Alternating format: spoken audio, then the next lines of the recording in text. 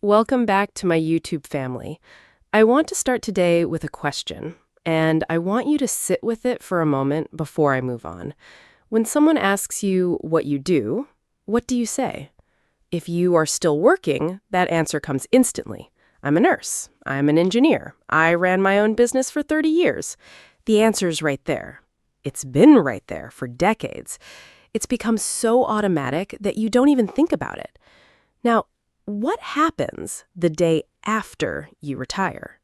Someone asks the same question, and for the first time in 30, 35, 40 years, you don't have an answer.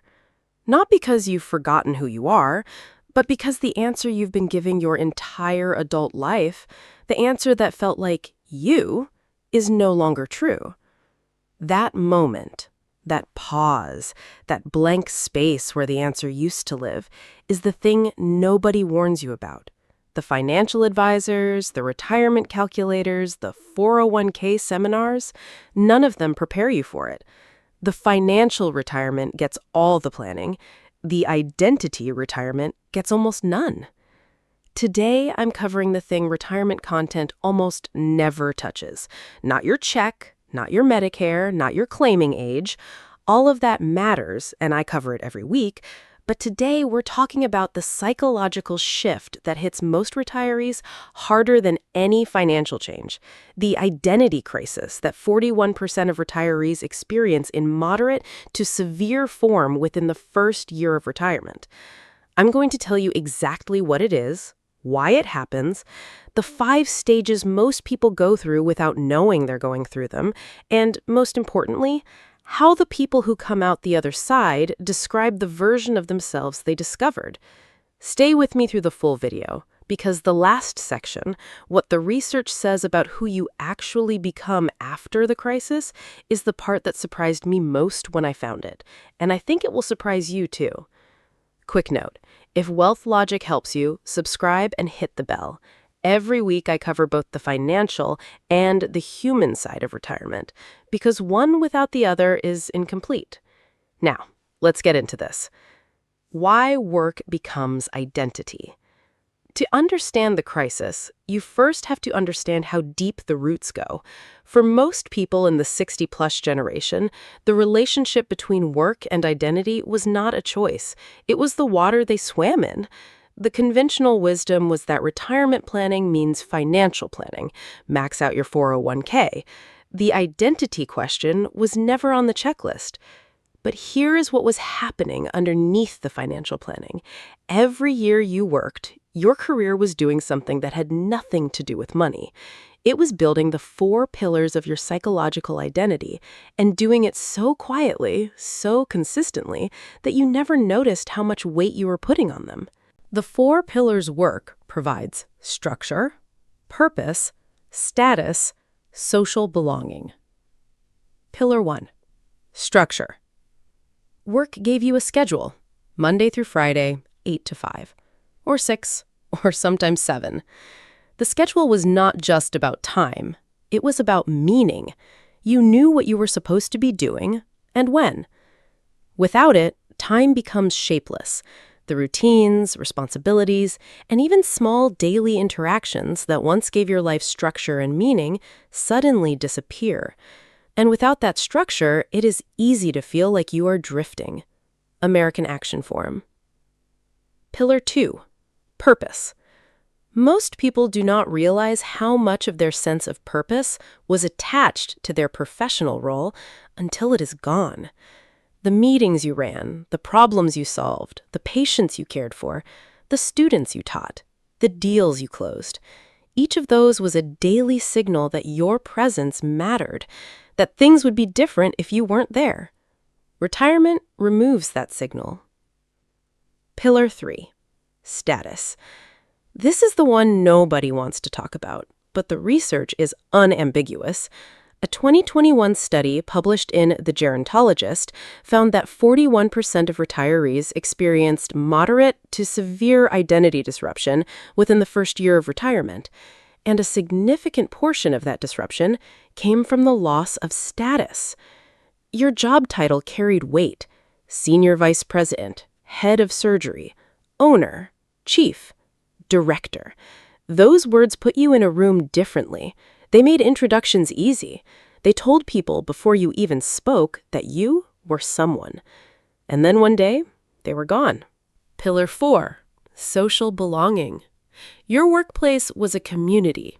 It had relationships that were built over years. People who knew your history.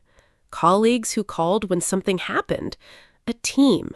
A tribe. Social isolation plays a significant role in negatively affecting the mental health of retired seniors. When older adults experience loneliness and feel disconnected from their social networks, they are more likely to develop feelings of depression and anxiety. And the research makes clear the loss of work relationships is one of the most underestimated losses in all of retirement. When all 4 pillars are removed at once, structure, purpose, status, social belonging, the psychological impact is not gradual. It is sudden, and it is real. The 5 stages. Here are the 5 stages most retirees go through. I want to name them because something that has a name is something you can recognize and navigate. Something without a name tends to feel like personal failure. Stage 1. The honeymoon. In experience, most retirees go through what researchers call the honeymoon phase first. There is initial euphoria about sleeping in, having no schedule, and finally tackling that long list of projects around the house. This phase can last anywhere from a few weeks to several months, and it feels wonderful. This stage is real. The relief is real. For people who have worked hard for decades, the first weeks of freedom feel like the reward you always imagined. You sleep, you travel, you finish projects, you breathe. And you think, this is it. I did it right. Stage 2, the disenchantment. Then reality sets in. The projects are finished, the novelty of endless free time wears off, the phone stops ringing with work calls. The honeymoon ends, and in its place arrives something quieter and harder to name. Not depression exactly, not unhappiness, more like deflation, the absence of the thing you didn't realize you needed. Tuesday morning at 10 o'clock, you have nowhere to be, and instead of that feeling like freedom, it starts to feel like floating. Stage 3, reorientation, the search. This is where the identity question surfaces directly. Retirement creates what researchers call the in-between period, during which individuals' identities are in flux. As Ibarra described, it is emotionally and cognitively difficult for an individual to let go of a career in which he or she has invested much time, training, and hard work, and when the alternative remains fuzzy, AARP. You start asking, what do I do now? Not in terms of schedule, but in terms of meaning. Who am I in this chapter? What does showing up fully look like when no one is paying you to show up? Common indicators of this stage include frequently mentioning your former title or role in conversations, feeling uncomfortable when asked, "What do you do?" experiencing a sense of purposelessness or diminished self-worth. Morrissey Wealth Management. If you recognize any of those, you are not failing at retirement. You are in the middle of a real psychological process that has a name, a documented arc, and an end that researchers have studied. Stage 4, the resistance. Some people try to solve the identity gap by going backward. They return to work part-time, or they take on consulting roles at the same organization, or they become very busy, filling every hour with activity that mirrors the structure of work to avoid sitting in the discomfort of the in-between. This is not wrong. Research documents cases where individuals, after experiencing an initial identity crisis on retirement, return to work for several years while simultaneously adopting new roles in community groups in anticipation of retiring again, essentially using this period to build a bridge between their professional identity and their post-career identity. Franklin Templeton. The key word there is bridge. Returning to familiar ground temporarily is not the same as refusing to move. It becomes a problem only when it becomes permanent avoidance, when the bridge never gets built because leaving familiar ground always feels too uncomfortable. Stage 5. Reconstruction. This is the stage the research calls identity reconstruction. And it is not a return to who you were. It is something different, and according to the people who reach it, something better. I will get there, but first, there is something that needs to be said about the grief. Stay with me because the next section is about something most retirement content refuses to say out loud. And I think it is the most important thing in this entire video, because until you understand it, the reconstruction cannot fully begin. The grief that has no name. There is a word for what many retirees experience in the early months of retirement that nobody uses in polite conversation about this topic. That word is grief. Not grief in the sense of loss of a person, but grief in the sense that Elizabeth Kubler-Ross originally described, the psychological response to any significant loss. Loss of role, loss of status, loss of belonging, loss of the version of you that spent 40 years becoming who you were. This identity shift can stir up unexpected emotions, grief, restlessness, even a quiet sadness that is hard to explain. It can feel like the version of you that once felt purposeful has gone missing. American Action Forum. And here's the thing about grief that makes the retirement version particularly difficult. It is not socially sanctioned. When someone loses a spouse, the world gathers around them. People bring food, they send cards, they say, "I'm so sorry." They make space for the loss. When someone retires, the world throws them a party. They celebrate. They say, "Congratulations." They say, "You've earned it." And the retiree smiles and says thank you, while somewhere underneath, something that feels very much like grief is quietly beginning. The research consistently points to the same underlying mechanism, the loss of professional identity as a primary source of meaning, structure, and social belonging. But because the world is celebrating, the grieving person cannot say what they actually feel. They cannot say, "I feel lost, I feel invisible, I feel like I don't know who I am anymore," because saying that out loud sounds like ingratitude for a blessing millions of people are still working toward. Internal Revenue Service. So the grief goes unnamed, and unnamed grief is the hardest kind to move through. One respondent from a 2025 retirement regret study said, "If I could go back, I would find my sense of purpose outside of my work identity." That regret, finding purpose outside of work identity before leaving, was among the top responses in the study. 20.5% of retirees shared that they simply weren't prepared for the emotional shift that followed retirement. American Action Forum. 20%, 1 in 5. Not because they hadn't planned, not because they weren't smart or successful, but because every retirement planning conversation they had was about the money, and nobody asked about the self. Now, here is the part I promised you. The part the research says about the people who come through the other side. Retirement is described in the research as a recursive process of intentions, actions, and outcomes through which new behaviors generalize to involvement in new roles and new sub-identities associated with retirement emerge. AARP.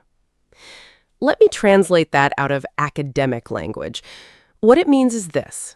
The people who navigate the retirement identity crisis most successfully are not the ones who find a single new identity to replace the old one.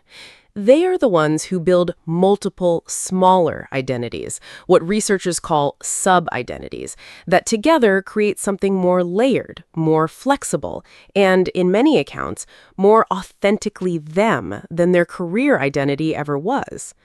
Your career identity was largely constructed by external forces. The job description, the title, the industry, the company, the hierarchy. You brought yourself to it, but the shape of it was determined by something outside you. Your post-career identity can be entirely self-determined. For the first time in your adult life, the shape of who you are is yours to decide. Here is what the research and the firsthand accounts of retirees who report high life satisfaction in retirement consistently show. The first shift from "what do I do" to "what do I value?" The identity crisis begins with the question, "What do I do?" because that was always the shorthand for who you were. The reconstruction begins when you stop trying to answer that question and start asking a different one. What do I care about? Not what you are good at, not what pays, not what your former colleagues would respect. What do you actually care about when no one is watching, when nothing is required, when the answer doesn't need to fit a job description? The research recommends beginning the rebuild by gaining clarity and redefining core values, grounding choices in who you are, not what you used to do. American Action Forum. The second shift from role to relationship. For most of a working career, relationships were organized around roles. You were the boss, the colleague, the direct report, the client, the vendor. The relationship was secondary to the role. In retirement, for the first time, you can be in relationships that exist purely for the relationship itself. No agenda, no hierarchy, no performance review affecting who you are to each other. To compensate for the loss of work role, research participants consciously or unconsciously tried to substitute it with new activities and roles, reinforced the importance of other spheres of their lives, or reactivated old habits and interests. The ones who did this most successfully, who reactivated old interests, built new roles in communities, volunteered in areas that matched their values, reported something remarkable. They described feeling more like themselves than they had felt in years.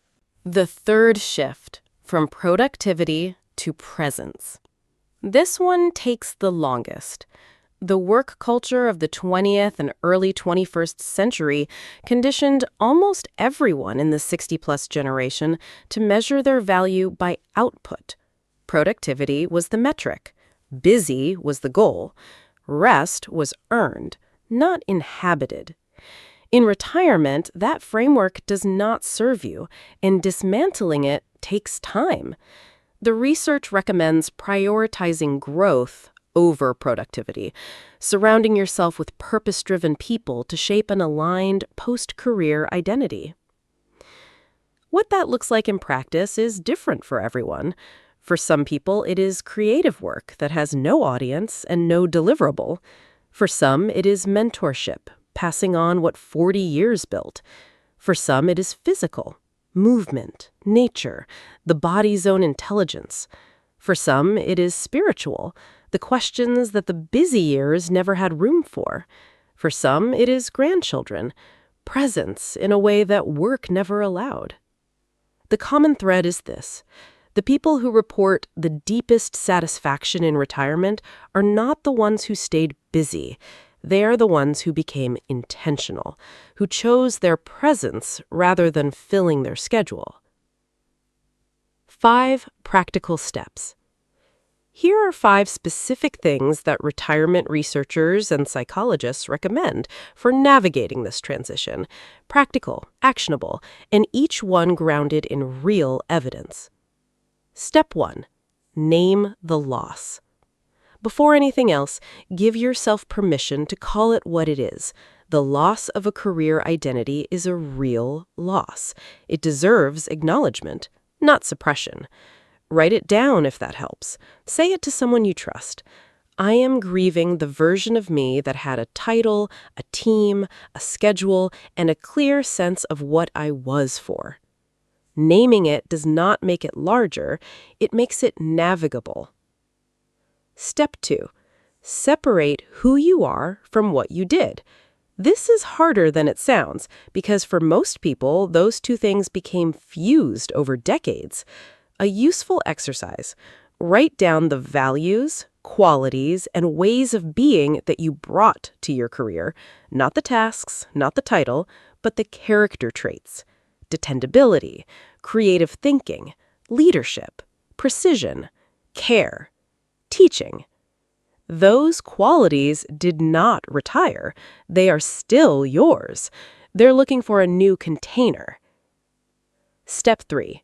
Test, don't decide. One of the most common mistakes in the reconstruction phase is trying to find the thing that will replace the career, one new identity that fills the whole space. The research suggests a different approach. Test small, test multiple. Try the volunteer role for 3 months. Take the course. Join the community group. Write the first chapter. None of these need to be permanent. They are information. You are finding out what fits, not committing to what should fit. Step 4. Build new social architecture. Seniors who are socially isolated are at a higher risk of developing dementia, including Alzheimer's disease. The biological consequences of social isolation, such as chronic stress and inflammation, further worsen mental health and can lead to physical health complications. Fox Business. The social infrastructure of work, the casual conversations, the shared problems, the daily witnesses to your life, needs to be rebuilt deliberately in retirement because it will not rebuild itself. The question is, where are the communities that are organized around what you value now, not what you used to do? Step 5. Give yourself time. Many are not emotionally prepared for this shift. The research recommendation is to take one small, intentional micro-step to build momentum and confidence toward a new, authentic identity. American Action Forum. The identity reconstruction process takes time. The research suggests that most retirees who fully navigate the transition do so over 2 to 4 years, not 2 to 4 months. That timeline is not failure. It is the natural pace of something as significant as rebuilding who you are. Here is everything together. 41% of retirees experience moderate to severe identity disruption within the first year of retirement, not because they failed, not because they didn't plan well enough, but because work had been providing 4 things: structure, purpose, status, and social belonging that most retirement plans never account for. Morrissey Wealth Management. The 5 stages most people go through: the honeymoon, the disenchantment, the reorientation, the resistance, and finally, reconstruction. Not a return to who you were, something new, something more self-determined. The grief is real, the loss is real, and it deserves to be named. Not celebrated through, not medicated past, not buried under a full calendar. Named, acknowledged, and then slowly, intentionally worked through. The 3 shifts the research points to, from what do I do to what do I value, from role to relationship, from productivity to presence. And the 5 steps. Name the loss, separate who you are from what you did, test small, build new social architecture, give yourself time. Here's the thing I promised you at the beginning: what the research says about who you become. The people who come through this transition, who do the work of reconstruction, do not report becoming a lesser version of themselves. They report consistently that they became more fully themselves than they had ever been, more clear about what actually mattered, more honest about how they wanted to spend the time they had, more present in the relationships that were real. The crisis is real. The other side of it is real too. Here is what I want to know. Where are you in this? Are you approaching retirement and already feeling the edges of this question? Are you in the middle of it right now, in the disenchantment or the reorientation? Or are you further along and looking back at a version of yourself that you had to let go of to find who you actually were? Drop it in the comments. I read every one.